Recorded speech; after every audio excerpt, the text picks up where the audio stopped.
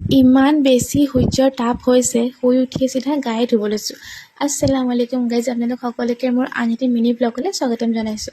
ৰাতিপুৱা শুই উঠি গা পা ধুলোঁ, তাৰপিছত নানীয়ে লৈ আনিছিলে খিচিৰি খালোঁ, তাৰপিছত গাখীৰ চাহ খালোঁ আৰু ৰ'দ দেখিছে কিমান দিছে। আৰু এইফালে দুইটা এতিয়া শুইছে, এটাক নানীয়ে শুৱাই আছে, এটাক মই শুৱাই থৈ আহিলোঁ। তাৰপিছত নানীক খাবলৈ কাৰণে দিছোঁ মই চিৰা আৰু আম। নানীয়ে খাই বৈ আকৌ মোক কাটি দিছে চব্জি, যিহেতু এটা উঠিলে সেইকাৰণে তেওঁ কৈছে ময়ে কাটি দিওঁ দিয়া, আৰু তেওঁতো কামত এনেও এক্সপাৰ্টে।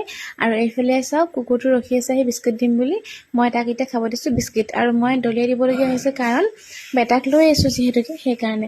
আৰু এতিয়া এটা বেটা আকৌ শুলে, দুটা বেটা এতিয়া শুই আছে। এতিয়া বোলো ভাতটো পটককৈ বনাই লওঁগৈ।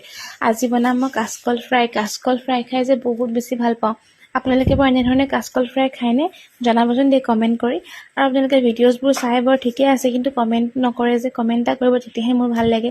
আৰু লগতে শ্বেয়াৰো কৰি দিব আপোনালোকৰ ফ্ৰেণ্ডছ আৰু ফেমিলিৰ লগত। এয়া কাচকলত মই নিমখ হালধি আৰু অকণমান জিৰা গুড়ি দি সানি থৈছোঁ। এইফালে পাতিছোঁ মই কুন্দুলি আলু ভাজি। কুন্দুলিকেইটা যে খাবলৈ ইমান টেষ্টি আছিলে, লোকেল হয় সেইটো কাৰণে খাবলৈ বেছিয়ে টেষ্টি আছিলে। আৰু হালধি নিমখৰ বাহিৰে বেলেগ একো নিদিওঁ ভাজিত মই। আৰু এতিয়া পাতিব লৈছোঁ মই দাইলত দিছোঁ মই লাও। আৰু দাইল মই চব দি পাতিয়ে দিওঁ, কাৰণ তেল মাৰি হাজবেণ্ডে খাই ইমান ভাল নাপায়, মই পিছত তেল মাৰি খাই ভালেই পাওঁ। দাইলতে মই পিঁয়াজ, তাৰপিছত আপোনাৰ তেল আৰু হালধি নিমখ আৰু অকণমান হিং এনেকৈ দি পাতি দিওঁ। দুটা চিটি মাৰিলে আমাৰ দাইলো ৰেডি হৈ যায়, আৰু খাবলৈও কাৰণেও দাইলটো টেষ্টিয়ে হৈ যায়।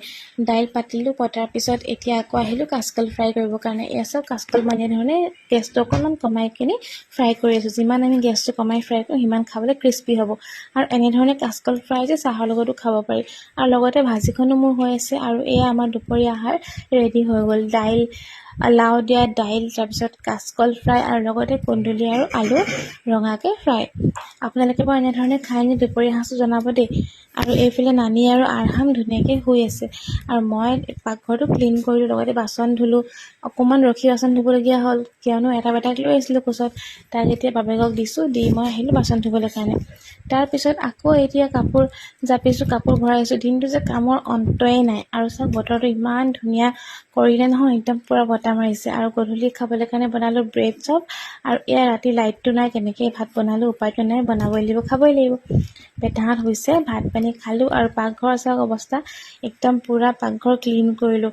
গেছৰ তলটো যে ইমান লেতেৰা হৈ আছিলে নহয়, ভালকৈ চব চাফা কৰিলোঁ। নিজে কৰিলেহে কৰা জানেনে, যিমানেই আমি কাৰোবাক দিওঁ কৰিবলৈ, নিজে কৰা হয় কেতিয়াও হ'ব নোৱাৰে। সেই গোটেইখিনি কৰি মেলি ল'লোঁ, আৰু আজিৰ দিনটো এনেকৈ শেষ কৰিলোঁ। আশা কৰোঁ আপোনালোকে চাই ভাল পালে ভিডিঅ'টি, আৰু যদি ভাল পায় তেনেহ'লে লাইক, কমেণ্ট, শ্বেয়াৰ, ছাবস্ক্ৰাইব আৰু ফ'ল' কৰিব নাপাহৰিব।